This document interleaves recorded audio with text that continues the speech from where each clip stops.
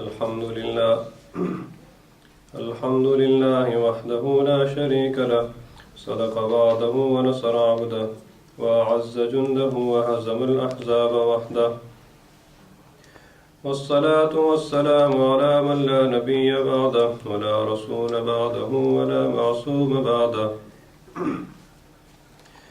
أما بعد فأعوذ بالله من الشيطان الرجيم بسم الله الرحمن الرحيم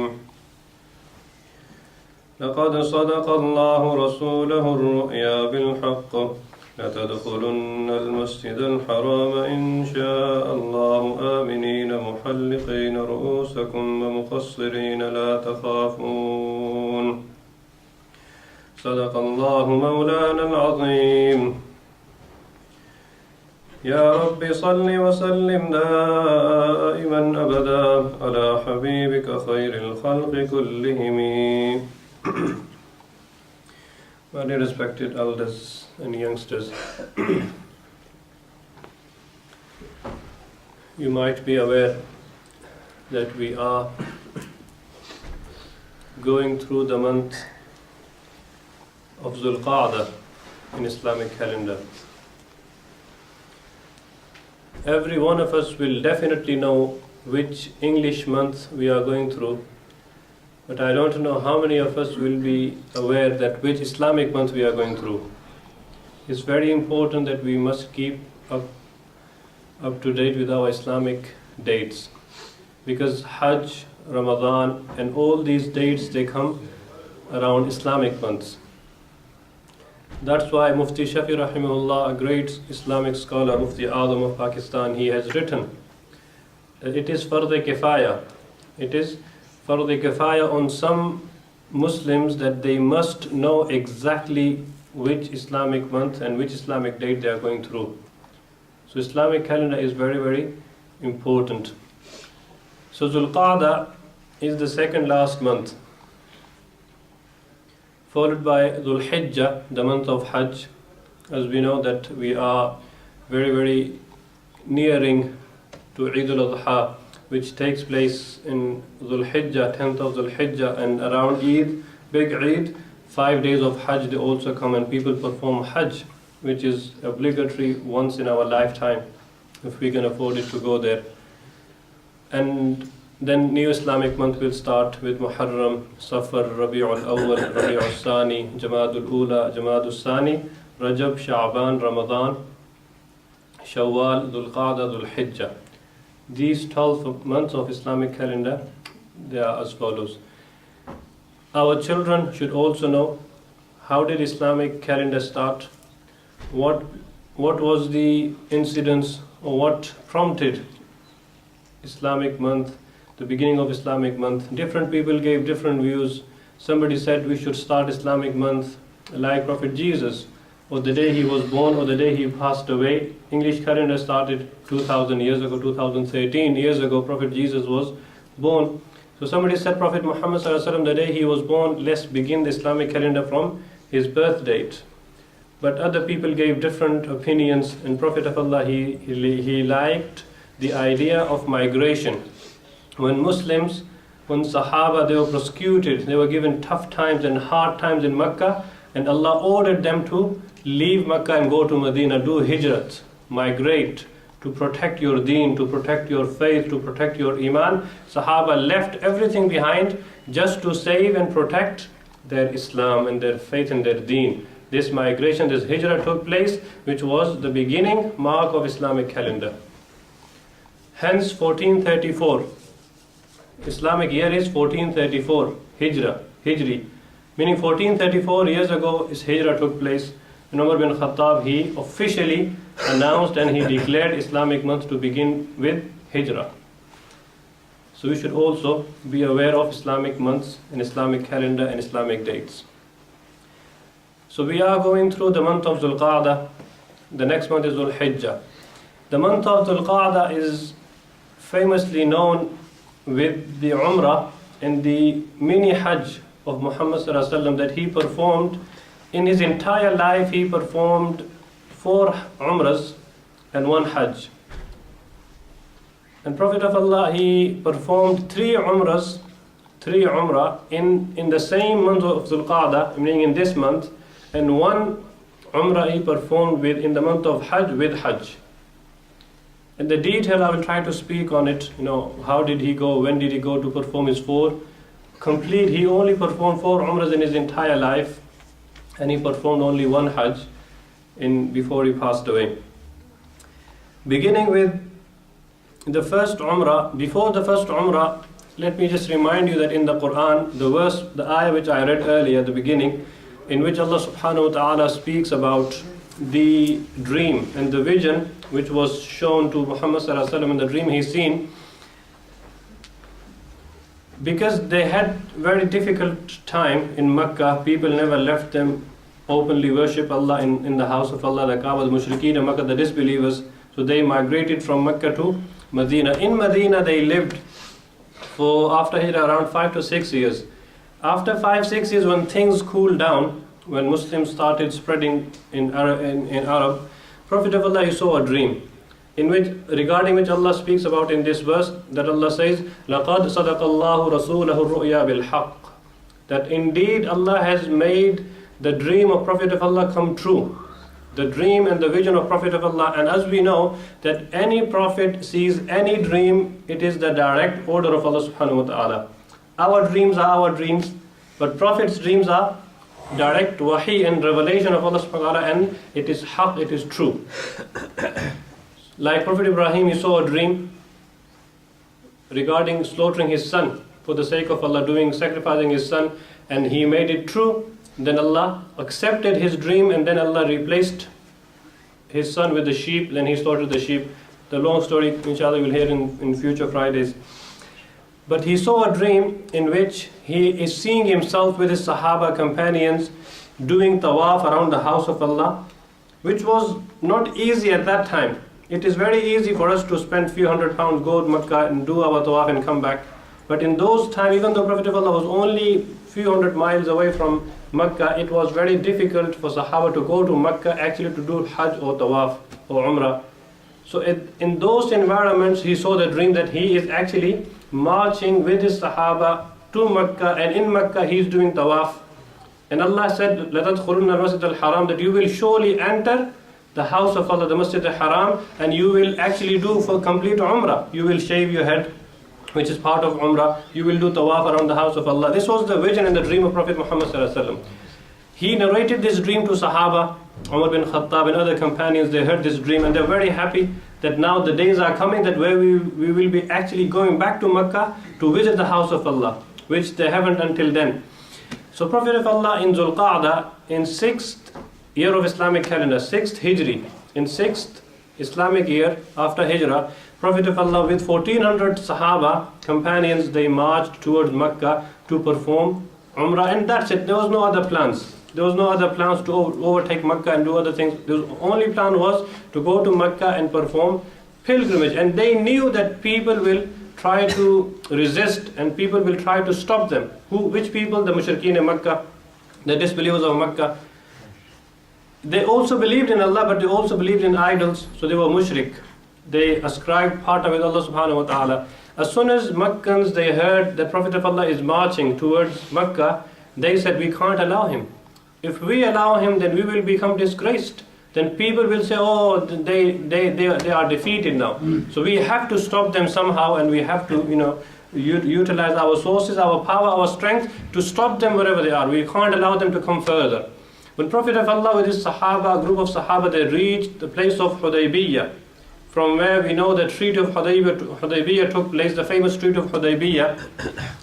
They were stopped there and they had a negotiation with the Mushrikeen in Makkah, and they had very too much trouble there. But Mushrikeen in Makkah, they said, we can't allow you this year to perform Umrah. You have to go back to Medina and next year come again. And they did a treaty that if any Muslim from Medina comes to Makkah, we will not allow him to go back. They were one-sided treaty. It was not fair. And they said, if any mushrik, any non-Muslim from Makkah comes to Medina, you have to send him back. If any Muslim comes, we will not send him back, but if any of our men goes there, you have to send him back. And you have to go back this year, and you have to come back next year to perform Umrah only for 3 days only. Then you have to leave Makkah after 3 days. So 3 days visa in those days.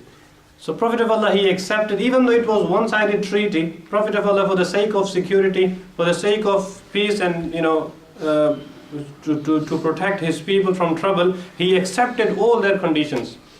Whilst this treaty was going on, one of the mushrikeen in Makkah's leader, Suhail, his son Abu Jundal became Muslim.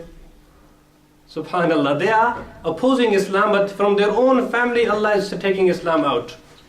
So one of his son Abu Jundal became Muslim just then, when Prophet of Allah was agreeing that if anybody from Makkah comes to Medina, we will not accept it for the sake of this treaty. So this Suhail, he said, Prophet of Allah, now this is the first, this is the first promise you are breaking. My son is going to you and you accepting him? We have to send him back. So Prophet of Allah said, Abu Jundal, why don't you go back and have sabr, have patience. Inshallah, Allah will make it easy for you very soon. So according to the treaty, Prophet of Allah, he sent Abu Jundal back. Honesty. Honesty, keeping to your word is very important. Prophet of Allah, he taught this.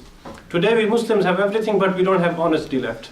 We try to misuse the trust. We try to be honest wherever we can. It's very important.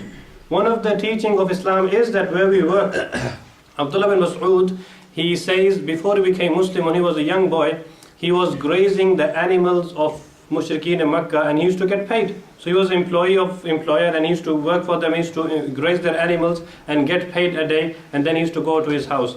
One day he was grazing his master's goats and sheep in the outskirts of Makkah. 2 people were traveling. They were very thirsty, very hungry.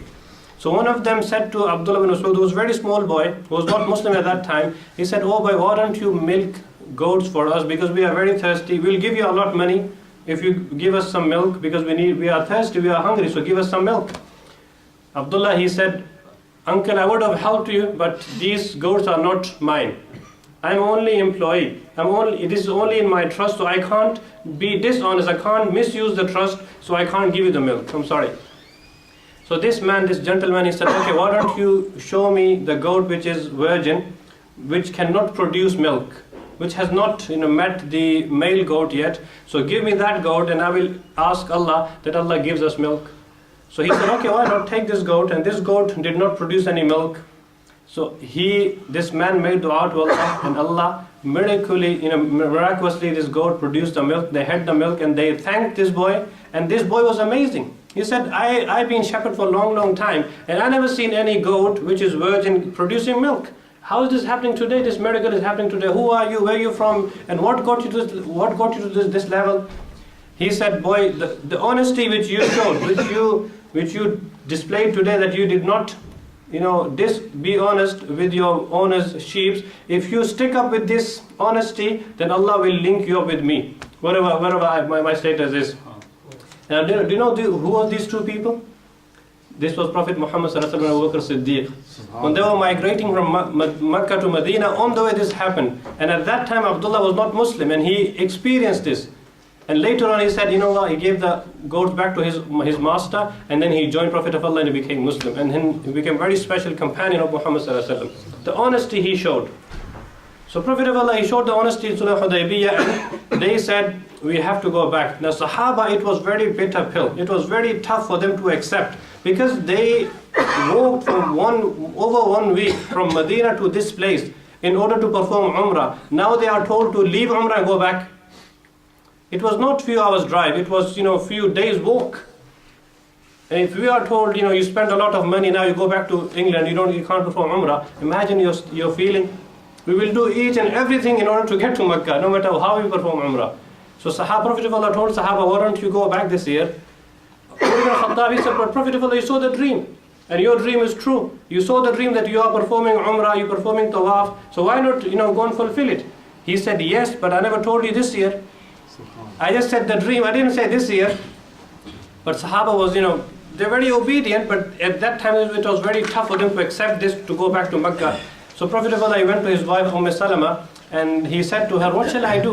my students, my companions are very disheartened, they're very sad, and they don't feel like going back. What shall I do? They're not listening to me. So Salama, being his wife, sometimes you should take advice from your wife as well. So he went to his wife. She said, Prophet of Allah, why don't you just ignore them, leave them, you do what you have to do. You go and shave your head. You go and, shave your head and you take your ihram out so you start walking back, they will follow you, don't worry about it. So Prophet of Allah, he liked the idea, and when he started shaving his head, and seeing him, all the Sahaba, they followed him and they shaved their head and they went back to Medina. So this was the first Umrah. You might ask, but they did not go to Mecca to perform Umrah. How can this be the first Umrah?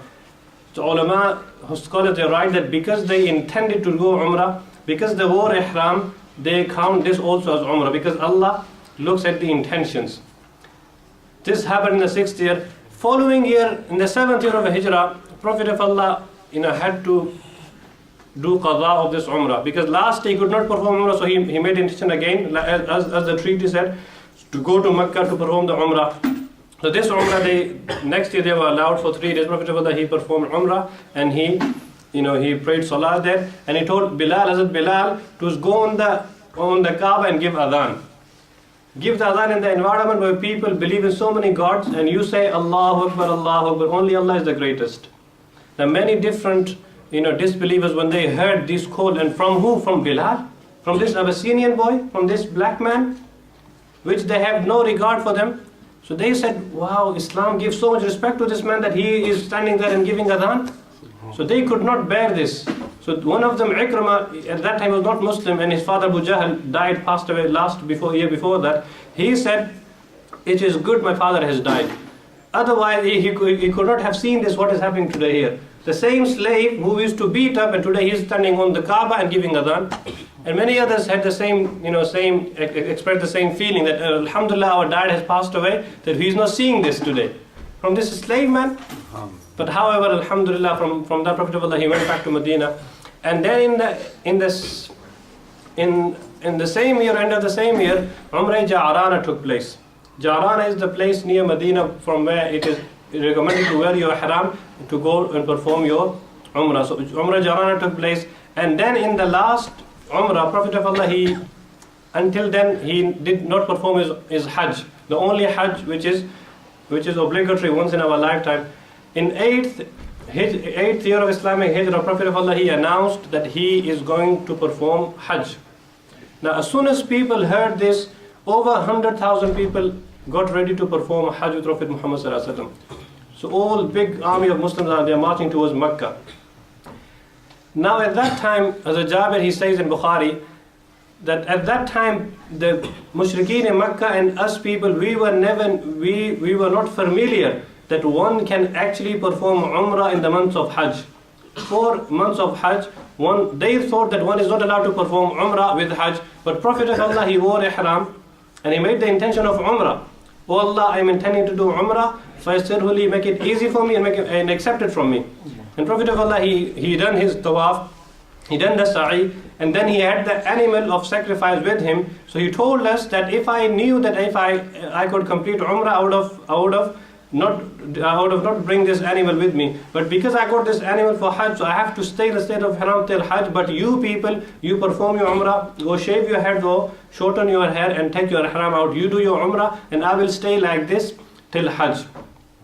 So this was a tradition which was wrong, belief of Mushrikeen in Makkah that one cannot perform Umrah in the month of Hajj. Prophet of Allah said, no, this is not the case. In Islam, you are allowed to perform Umrah actually in the month of Hajj. So Sahaba, they performed Umrah separately, then they waited for the days of Hajj, and then they performed Hajj with Rasulullah Sallallahu Alaihi Wasallam.